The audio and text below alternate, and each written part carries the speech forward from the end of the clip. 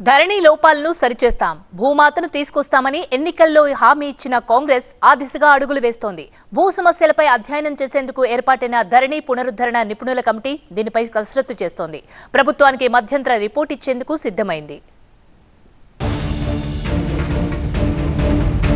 ధరణి పోర్టల్లో ఉన్న లోపాలను గుర్తించి వాటిని సరిచేయడమే లక్ష్యంగా ధరణి పునరుద్ధరణ నిపుణుల కమిటీ పనిచేస్తోంది.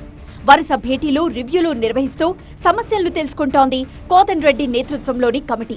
తాజాగా 3 శాఖలతో కీలక భేటీ నిర్వహించింది. సర్వ్ అండ్ సెటిల్మెంట్ శాఖ, వక్ఫ్ బోర్డ్, దేవాదాయ శాఖల భూములకు సంబంధించిన సమస్యలపై ఆరా తీసింది. సర్వే అండ్ సెటిల్మెంట్ శాఖ నుంచి 5 అంశాలపై క్లారిటీ తీసుకుంది కమిటీ. అందులో 1, ప్రస్తుతం సర్వే అండ్ సెటిల్మెంట్ శాఖ నిర్వహిస్తున్న సర్వే రికార్డుల జాబితా కరెక్ట్ గా ఉందా లేదా. 2, రాష్ట్రంలో ఖాస్రా పహాణీ, సెసలా పహాణీ రికార్డులను ధరణి పోర్టల్లో అప్లోడ్ చేశారా లేదా. 3, భూపారతి కార్యక్రమంలో భాగంగా చేపట్టిన సర్వే మ్యాప్లు ప్రస్తుత పరిస్థితి, ధరణి పోర్టల్ సమాచారం మధ్య వ్యత్యాసం ఉందా లేక కరెక్ట్ గానే ఉందా. 4, 3 పైగాలకు సంబంధించి డాక్యుమెంట్ల పరిస్థితి ఏంటి. 5, రైతులు సబ్ డివిజన్ కోసం దరఖాస్తు చేసుకుంటే ఎలాంటి చర్యలు తీసుకుంటున్నారు అనే వివరాలను అడిగి తెలుసుకున్నారు. ఇక వక్ఫ్ బోర్డ్ అధికారుల దగ్గర 5 అంశాలను ప్రస్తావించారు. అందులో 1, వక్ఫ్ బోర్డ్ కింద ఉన్న మొత్తం భూ విస్తరణ ఎంత. 2, కబ్జాలకు గురైన భూమి విస్తీర్ణం ఎంత. 3, వక్ఫ్ భూములకు సంబంధించి నోటిఫికేషన్ల ప్రక్రియ ఎలా ఉంటుంది. 4, వక్ఫ్ భూములను రిజిస్ట్రేషన్, రెవెన్యూ శాఖ ఎలా రక్షిస్తున్నాయి.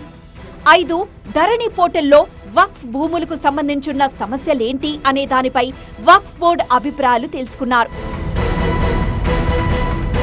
ఇక దేవాదాయ శాఖకు సంబంధించిన సమస్యలపైన ధరణి పునర్నిర్మాణం నిపుణుల కమిటీ ఆరా తీసింది.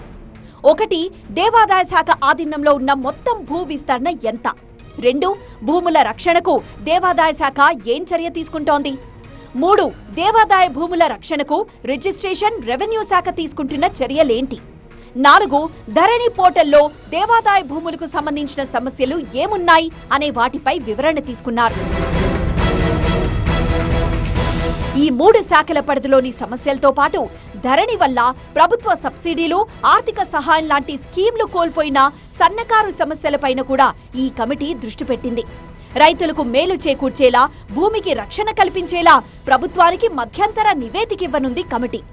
ఆదివారం కేబినెట్ భేటీ కంటే ముందే ఈ రిపోర్ట్ను ప్రభుత్వానికి అందించే అవకాశం ఉంది.